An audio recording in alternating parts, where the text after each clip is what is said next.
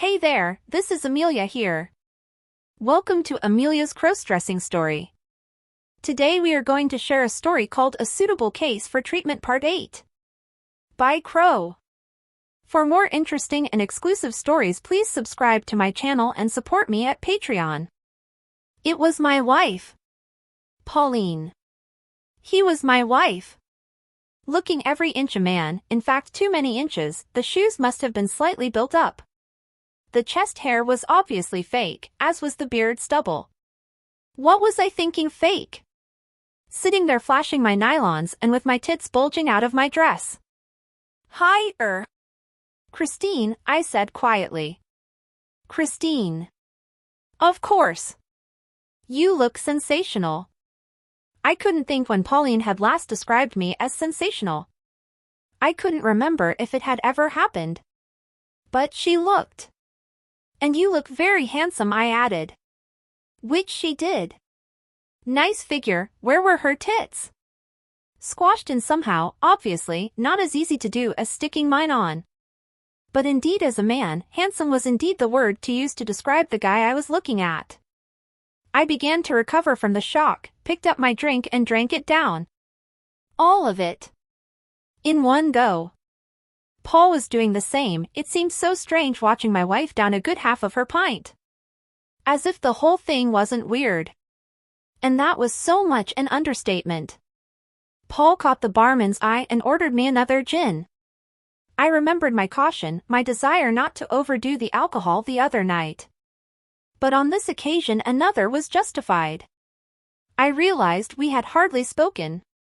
Pauline, what the hell is going on? You look great, but what is the meaning of all this? Then I realized, of course. How could I have been so thick? This was the other half of the equation. I had spent the week as a woman, wondering how Pauline was getting on. And obviously she had been a man, probably for the whole time too. Living and perhaps working as a man, to teach her the good points and the problems of being in a man's world. I remembered, as I had walked with Karen towards Dr. Morgan's office the previous Sunday, Dr. Elliot and the two men walking out. I hadn't seen them properly, but now I know. The guy on the left had been Pauline. She brought me back to reality. Reality. Chris, this is awkward. I'm here on a date. With a woman. This guy from work, he's fixed me up with his sister. He's come along to introduce us, then he's off to leave us to get on with it. This is so weird, Chris, telling you this. I don't think we're supposed to meet like this. I mean, I'm due to change back tomorrow lunchtime and then go to Dr. Elliot's office. I assume you're going to be doing the same. So what are you doing here then? Look, I'd better call you Paul. That's right, isn't it? Well, I was due to be on a date too. This nice man living near me invited me to dinner. But he got called away, family emergency, so I just came along for a drink. Is that the guy you're with? I had noticed, reflected in the mirror, the brother getting up, looking a little concerned, beginning to head our way. Pauline looked across. Yes, that's Martin. His sister is Angela. Look, take my lead, we have to get out of this somehow, we need to talk. But we didn't really have a chance of getting away. Martin came over to get the drinks and to find out why, having fixed up Paul with his sister, he was at the bar chatting quietly, even secretly, with another woman. He didn't actually say that, but that is what he was after. Pauline started to explain, in a way. Martin, this is Christine, an old friend of mine from college. I haven't seen her for a while, sorry, we just got to talking. I didn't mean to leave you too.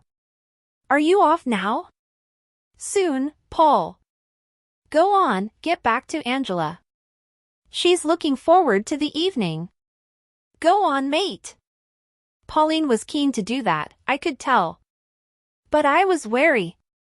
Martin had perched himself on the stool next to mine and had got his wallet out.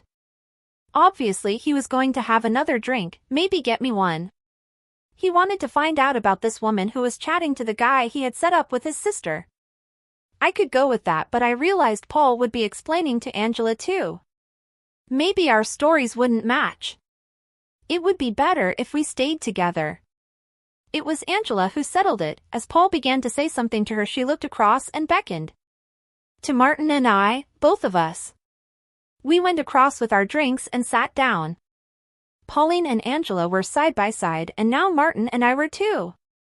We all chatted for a few minutes, then Martin went up to the bar briefly. Angela smiled towards me. "Look, Christine, why don't you join us?" Martin seems rather smitten. Smitten? With me? Well, if Angela could think Paul was a handsome guy, which indeed he seemed to be, maybe Martin did indeed think well of Christine. I think Paul and I had established that we were just old friends, nothing going on now. Which meant that I, Christine, was available. And Martin had indeed been paying me quite some attention. He came back from the bar. "I've just checked. Paul, your table is ready. How about Christine and I join you?" So I had a date at last. Not quite as I imagined, but we were now in some way a foursome. Angela seemed pleased at the idea, and to be honest, so was I. Pauline, however, despite the makeup and so on I could still read her, was not really so happy but did go along with the idea. As I rose to head off towards the dining room, suddenly Angela stopped, looked at Martin, and almost squeaked, "Martin, it's the 19th. Pauline and I looked at each other. We both knew what that meant for us. Martin realized something too. "You're right, Angela, I had forgotten." "Totally. Should we ring her now?" Obviously Angela knew what this meant. She moved to get up. In a very gentlemanly way Pauline stood up and moved to pull Angela's chair back. Very gallant, I thought. I ought to do that sort of thing for Pauline more often. "Sorry you two, we've just realized. It's Mother's birthday and we both forgot. We can sort a present tomorrow, but we should maybe give her a call now. You understand?"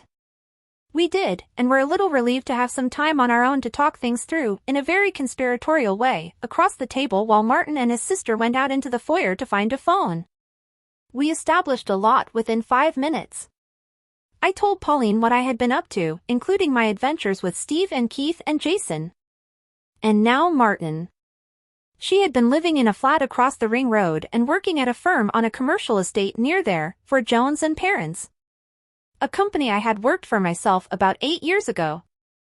"And Mr. Perrins?" I asked her. "He's huge and still very gay in every sense of the word. Try to get off with me, would you believe it?" I remembered Jack Perrins, always open about his personal feelings. "And did you?" "No way," was her simple reply. I got round to asking why she was on this date. "Well, it's Martin really. He suggested it. We got very pissed together in the pub on Tuesday, then yesterday morning he suggested I might like to meet his sister. I really fancied the idea. And she is rather gorgeous, isn't she? And how far did you plan on going?" I asked her. "Dunno. I thought of just seeing how it went on my last night as a man. Anyway, you were supposed to be here with a guy, weren't you? So what about Martin? Do you like him?" Yes was all I could say, as Martin and Angela came back to join us. The rest of the evening went fine. Angela and Paul seemed to be getting on very well.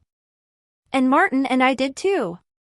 They had all arrived in Angela's car, maybe since Martin had not intended to be staying.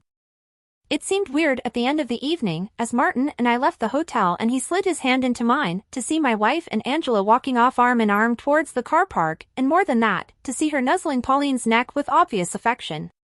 But it was really Paul she was attracted to, obviously. When the taxi Martin had ordered arrived, we piled in, and he put his arm around me for the short journey down the hill back to my little house.